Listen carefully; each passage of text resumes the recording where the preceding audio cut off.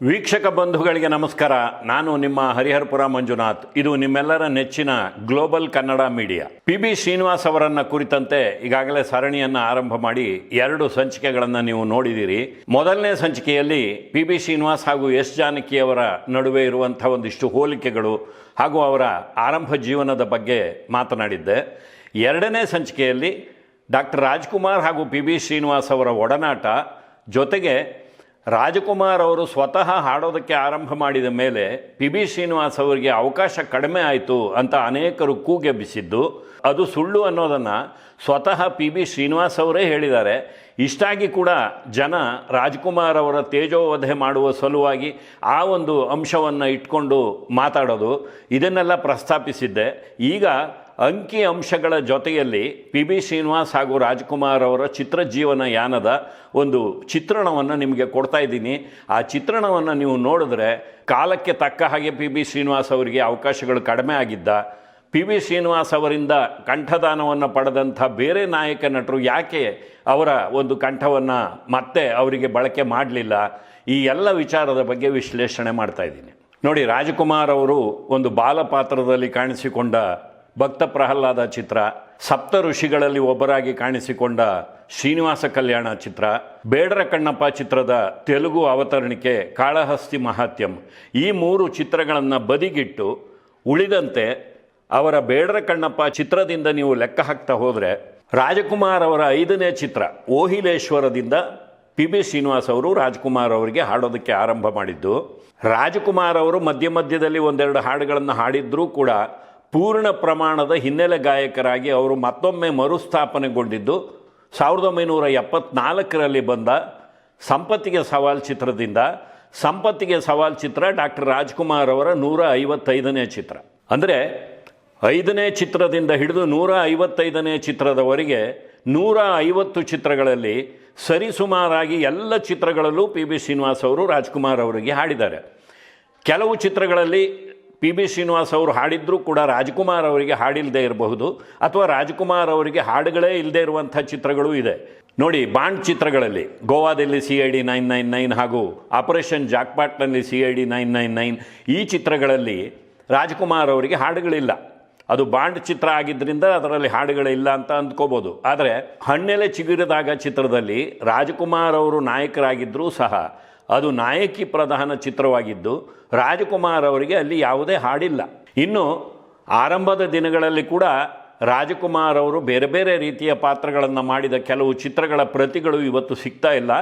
ಆ ಚಿತ್ರಗಳಲ್ಲಿ ಎಲ್ಲೋ ಕೆಲವು ಬೆರಳೆಣಿಕೆಯ ಚಿತ್ರಗಳಲ್ಲಿ ಪಿ.ಬಿ. ಶ್ರೀನಿವಾಸ್ ಅವರು ರಾಜ್ಕುಮಾರ್ ಅವರಿಗೆ ಹಾಡಿಲ್ಲದೇ ಇರುವಂಥ ಉದಾಹರಣೆಗಳು ಇರಬಹುದು.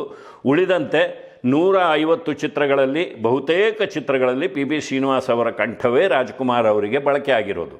ನೋಡಿ, ಪ್ರೇಮಮಯಿ ಚಿತ್ರದಲ್ಲಿ ಆರ್ ಸುದರ್ಶನಂ ಅವರು ರಾಜ್ಕುಮಾರ್ ಅವರಿಗೆ ಜೇಸುದಾಸ್ ಅವರಿಂದ ಹಾಡಿಸ್ತಾರೆ.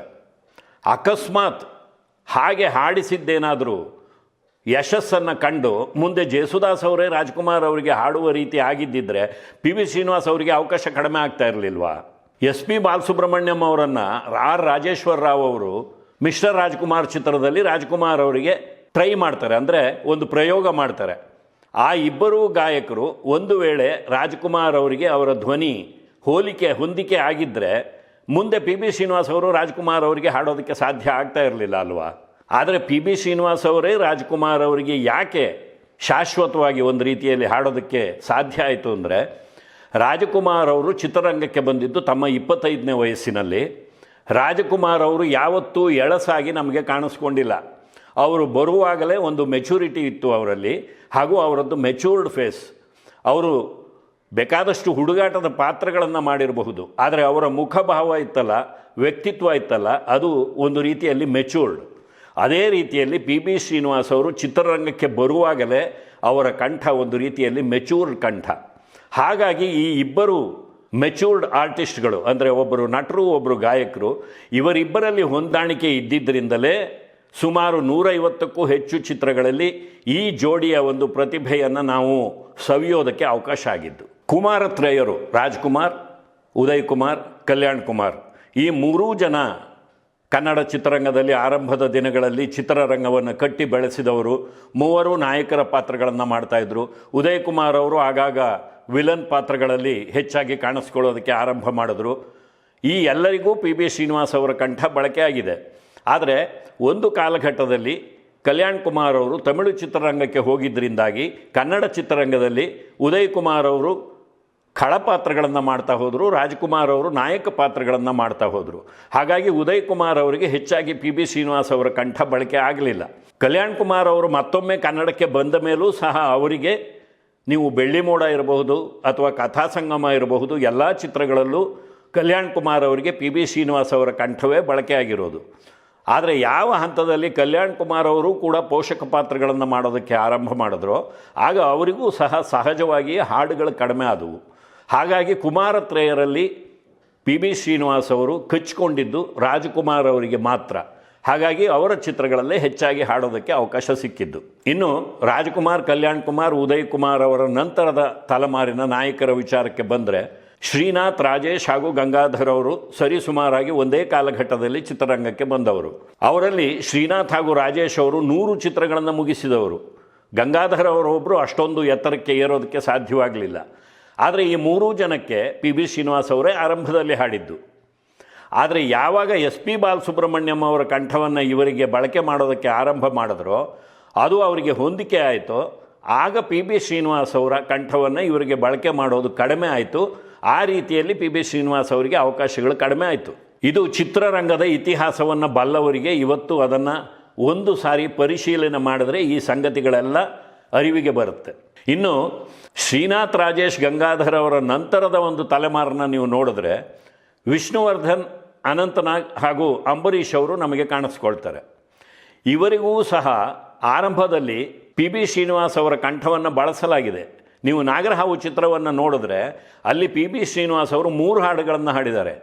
ಒಂದು ಸೋಲೋ ಹಾಡನ್ನು ಹಾಡಿದ್ದಾರೆ, ಕನ್ನಡ ನಾಡಿನ ವೀರರಮಣಿಯ ಅದ್ಭುತವಾದ ಹಾಡನ್ನು ಹಾಡಿದ್ದಾರೆ, ಜೊತೆಗೆ ಸಂಗಮ ಸಂಗಮ ಒಂದು ಯುಗಳ ಗೀತೆಯನ್ನು ಕೂಡ ಹಾಡಿದ್ದಾರೆ. ಇಲ್ಲಿ ವಯಸ್ಸಿನಲ್ಲಿ ವಿಷ್ಣುವರ್ಧನ್ ಅವರು ಚಿಕ್ಕವರಾಗಿದ್ದರೂ ಸಹ ಅವರ ಧ್ವನಿ ಹಾಗೂ ಅವರ ಒಂದು ಬಾಡಿ ಲ್ಯಾಂಗ್ವೇಜ್ ಇತ್ತಲ್ಲ ಅದು ಮೆಚೂರ್ಡ್ ಆಗಿಯೇ ಇದ್ದಿದ್ದರಿಂದಾಗಿ ಪಿ ಬಿ ಶ್ರೀನಿವಾಸ್ ಅವರ ಕಂಠ ಅವರಿಗೂ ಸಹ ಹೊಂದಿಕೆ ಆಯಿತು. ಮುಂದೆ ಕೂಡ ಅವರು ಕಳ್ಳ ಕುಳ್ಳ ಚಿತ್ರದಲ್ಲಿ, ಸೀತೆಯಲ್ಲ ಸಾವಿತ್ರಿ, ಹೀಗೆ ಅನೇಕ ಚಿತ್ರಗಳಲ್ಲಿ ಹಾಡಿದ್ದಾರೆ. ಆದರೆ ಯಾಕೋ ಏನೋ ಸಂಗೀತ ನಿರ್ದೇಶಕರು ವಿಷ್ಣುವರ್ಧನ್ ಅವರಿಗೂ ದೀರ್ಘಕಾಲ ಪಿ ಬಿ ಶ್ರೀನಿವಾಸ್ ಅವರ ಕಂಠವನ್ನು ಬಳಸಲಿಲ್ಲ. ಎಸ್ ಪಿ ಬಾಲಸುಬ್ರಹ್ಮಣ್ಯಂ ಅವರು ಮೊದಲನೇ ಚಿತ್ರದಿಂದ ಹಿಡಿದು ಕೊನೆಯ ಚಿತ್ರ ಆಪ್ತರಕ್ಷಕದವರೆಗೂ ವಿಷ್ಣುವರ್ಧನ್ ಅವರಿಗೆ ಹಾಡುವ ಮೂಲಕ ಒಂದು ದಾಖಲೆಯನ್ನೇ ನಿರ್ಮಾಣ ಮಾಡಿದ್ದಾರೆ. ಆದರೆ ಅದೇ ಎಸ್ ಪಿ ಬಾಲಸುಬ್ರಹ್ಮಣ್ಯಂ ಅವರ ವಿಚಾರಕ್ಕೆ ನೀವು ಬಂದರೆ ಬೇರೆ ತೆಲುಗು, ತಮಿಳು ಚಿತ್ರರಂಗಗಳಿಗೆ ಹೋದರೆ ಅಲ್ಲಿ ಚಿರಂಜೀವಿ ಹಾಗೂ ರಜನಿಕಾಂತ್ ಅವರು ಆರಂಭದಲ್ಲಿ ಅವರ ಕಂಠವನ್ನು ಬಳಸಿದ್ರು.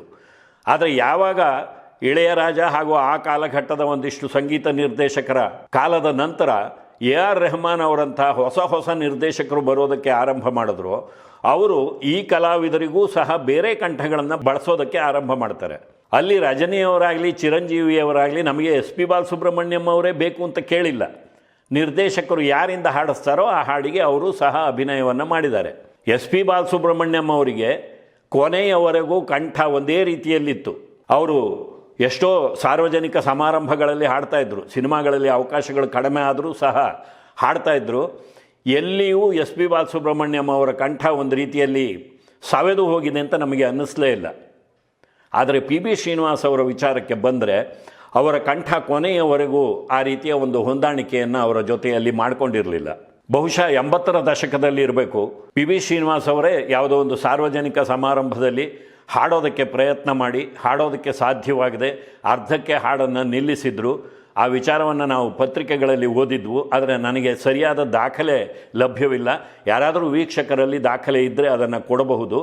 ಇನ್ನು ಎಷ್ಟೋ ಜನ ನಮಗೆ ಪರಿಚಿತರಿರುವಂಥ ಸಿನಿಮಾದ ಬಗ್ಗೆ ಒಂದು ಆಳವಾದ ಅಧ್ಯಯನ ಮಾಡಿರುವಂಥ ಅನೇಕ ವ್ಯಕ್ತಿಗಳು ಮಾತನಾಡುವಾಗ ಸಾರ್ವಜನಿಕ ಸಮಾರಂಭಗಳಲ್ಲಿ ಪಿ ಬಿ ಶ್ರೀನಿವಾಸ್ ಅವರು ಹಾಡೋದಕ್ಕೆ ಬಂದಾಗ ಮೊದಲಿನ ಪಿ ಬಿ ಶ್ರೀನಿವಾಸ್ ಅವರ ಕಂಠದ ಆ ಒಂದು ಮಾಧುರ್ಯ ಇರಲಿಲ್ಲ ಅನ್ನುವಂಥ ಮಾಹಿತಿಯನ್ನು ಕೊಟ್ಟಿದ್ದಾರೆ. ಇದು ಪಿ ಬಿ ಶ್ರೀನಿವಾಸ್ ಅವರ ತಪ್ಪಲ್ಲ. ವಯೋ ಸಹಜವಾಗಿ ಕೆಲವರಿಗೆ ಧ್ವನಿ ನಡಗೋದಕ್ಕೆ ಆರಂಭ ಆಗುತ್ತೆ. ಮೊದಲು ಹಾಡಿದಂಥ ಪಿಚ್ನಲ್ಲೇ ಹಾಡೋದಕ್ಕೆ ಸಾಧ್ಯವಾಗೋದಿಲ್ಲ. ಅದೆಲ್ಲವೂ ವ್ಯಕ್ತಿಗತವಾಗಿ ಪ್ರತಿಯೊಬ್ಬ ಮನುಷ್ಯನಿಗೂ ಬರುವಂಥ ತೊಂದರೆ. ಹಾಗಾಗಿ ಪಿ ವಿ ಶ್ರೀನಿವಾಸ್ ಅವರಿಗೆ ಅವರ ಕಂಠ ಕೊನೆಯವರೆಗೂ ಆ ರೀತಿಯಲ್ಲಿ ಉಳಿಲಿಲ್ಲ. ನೋಡಿ, 1956ರಲ್ಲಿ ಓಹಿಲೇಶ್ವರ ಚಿತ್ರ ತೆರೆಗೆ ಬಂದಿದ್ದು, 1974ರಲ್ಲಿ ಸಂಪತ್ತಿಗೆ ಸವಾಲ್ ಚಿತ್ರ ತೆರೆಗೆ ಬಂದಿದ್ದು. ಅಂದರೆ ಸುಮಾರು 18 ವರ್ಷಗಳ ಕಾಲ ರಾಜ್ಕುಮಾರ್ ಅವರಿಗೆ 150 ಚಿತ್ರಗಳಲ್ಲಿ ಪಿ ಬಿ ಶ್ರೀನಿವಾಸ್ ಅವರ ಕಂಠ ಬಳಕೆಯಾಗಿದೆ. ಸಂಪತ್ತಿಗೆ ಸವಾಲ್ ಚಿತ್ರದಲ್ಲಿ ರಾಜ್ಕುಮಾರ್ ಅವರು ಹಾಡಿರೋದು ಎಮ್ಮೆ ಹಾಡನ್ನು ಮಾತ್ರ. ಆದರೆ ಪಿ ಬಿ ಶ್ರೀನಿವಾಸ್ ಅವರಿಗೆ ಅಲ್ಲಿ 2 ಹಾಡುಗಳಿವೆ. ಇನ್ನು ಸಂಪತ್ತಿಗೆ ಸವಾಲ್ ಚಿತ್ರದ ನಂತರ ಬಿಡುಗಡೆಯಾದ ಭಕ್ತ ಕುಂಬಾರ ಚಿತ್ರದಲ್ಲಿ ಎಲ್ಲ 5 ಹಾಡುಗಳನ್ನು ಪಿ ಬಿ ಶ್ರೀನಿವಾಸ್ ಅವರೇ ಹಾಡಿದ್ದಾರೆ, ಅಲ್ಲಿ ರಾಜ್ಕುಮಾರ್ ಅವರು ಹಾಡಿಲ್ಲ. ಅದರ ನಂತರದ ಶ್ರೀನಿವಾಸ ಕಲ್ಯಾಣ ಚಿತ್ರದಲ್ಲಿ ರಾಜ್ಕುಮಾರ್ ಅವರು ಹಾಡಿದ್ದಾರೆ, ಪಿ ಬಿ ಶ್ರೀನಿವಾಸ್ ಅವರು ಹಾಡಿದ್ದಾರೆ, ಎಸ್ ಪಿ ಬಾಲಸುಬ್ರಹ್ಮಣ್ಯಂ ಅವರು ಹಾಡಿದ್ದಾರೆ. 1975ನೇ ಇಸ್ವಿಗೆ ಬಂದರೆ ದಾರಿ ತಪ್ಪಿದ ಮಗ ಚಿತ್ರದಲ್ಲಿ ರಾಜ್ಕುಮಾರ್ ಅವರು ಹಾಡಿರೋದು ನಾರಿಯ ಸೀರೆ ಕದ್ದ ಒಂದೇ ಹಾಡನ್ನು. ಆದರೆ ಪಿ ಬಿ ಶ್ರೀನಿವಾಸ್ ಅವರಿಗೆ ಅಲ್ಲಿ 3 ಹಾಡುಗಳಿದೆ. ಮಯೂರ ಚಿತ್ರದಲ್ಲಿ ಹಾಡುಗಳ ಸಂಖ್ಯೆನೇ ಕಡಿಮೆ, ಅಲ್ಲಿ ರಾಜ್ಕುಮಾರ್ ಅವರು 2 ಹಾಡುಗಳನ್ನು ಹಾಡಿದ್ರೆ ಪಿ ಬಿ ಶ್ರೀನಿವಾಸ್ ಅವರು 1 ಹಾಡನ್ನು ಹಾಡಿದ್ದಾರೆ. ನಂತರ ಬಂದ ರಾಜ್ಕುಮಾರ್ ಅವರ ಕ್ಯಾಂಪಿನ ಮೊದಲ ಪ್ರೊಡಕ್ಷನ್ ತ್ರಿಮೂರ್ತಿ ಚಿತ್ರದಲ್ಲಿ ಪಿ ಬಿ ಶ್ರೀನಿವಾಸ್ ಅವರು ಹಾಡಿಲ್ಲ. ಆದರೆ 1976ರಲ್ಲಿ ಪ್ರೇಮದ ಕಾಣಿಕೆ, ಬಹದ್ದೂರ್ ಗಂಡು, ರಾಜ ನನ್ನ ರಾಜ, ನಾನಿನ್ನ ಮರೆಯಲಾರೆ, ಬಡವರ ಬಂಧು, ಬಬ್ರು ವಾಹನ, 1977ರಲ್ಲಿ ತೆರೆಗೆ ಬಂದ ಭಾಗ್ಯವಂತರು, ಸನಾದಿ ಅಪ್ಪಣ್ಣ, ಈ ಎಲ್ಲ ಚಿತ್ರಗಳಲ್ಲೂ ಪಿ ಬಿ ಶ್ರೀನಿವಾಸ್ ಅವರ ಕಂಠವನ್ನು ರಾಜ್ಕುಮಾರ್ ಅವರು ಬಳಸ್ಕೊಂಡಿದ್ದಾರೆ.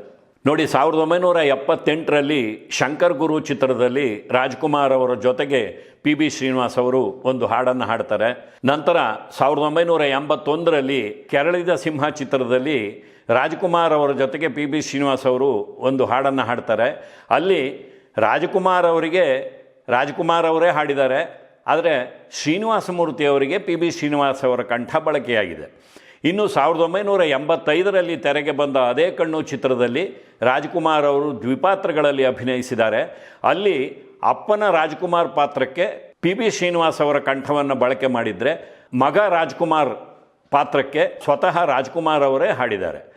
ಅದೇ ಕಣ್ಣು ಚಿತ್ರದೊಂದಿಗೆ ಡಾಕ್ಟರ್ ರಾಜ್ಕುಮಾರ್ ಹಾಗೂ ಪಿ ಬಿ ಶ್ರೀನಿವಾಸ್ ಅವರ ಚಲನಚಿತ್ರ ಬಾಂಧವ್ಯ ಕೊನೆಯಾಗುತ್ತೆ. ನೋಡಿ, ಅದೇ ಕಣ್ಣು ಚಿತ್ರ ಡಾಕ್ಟರ್ ರಾಜ್ಕುಮಾರ್ ಅವರ 193ನೇ ಸಿನಿಮಾ. ಅಂದರೆ ಸಂಪತ್ತಿಗೆ ಸವಾಲ್ 155ನೇ ಸಿನಿಮಾ, ಅದೇ ಕಣ್ಣು 193ನೇ ಸಿನಿಮಾ.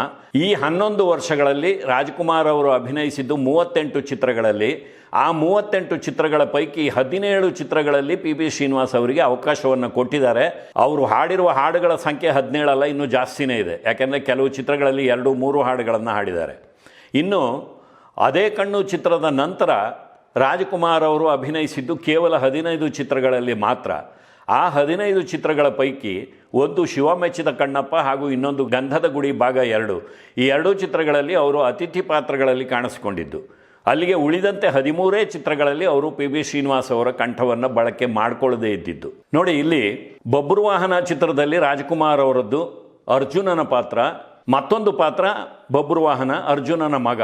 ಇಲ್ಲಿ ಪಿ ಬಿ ಶ್ರೀನಿವಾಸ್ ಅವರ ಕಂಠ ಬಳಕೆಯಾಗಿರೋದು ಅರ್ಜುನನಿಗೆ, ಬಬ್ರುವಾಹನನ ಪಾತ್ರಕ್ಕೆ ರಾಜ್ಕುಮಾರ್ ಅವರೇ ಕಂಠದಾನವನ್ನು ಮಾಡಿರೋದು. ಆದರೆ ವಾಸ್ತವವಾಗಿ ರಾಜ್ಕುಮಾರ್ ಅವರಿಗಿಂತ ಪಿ ಬಿ ಶ್ರೀನಿವಾಸ್ ಅವರು 1 ವರ್ಷ ಚಿಕ್ಕವರು.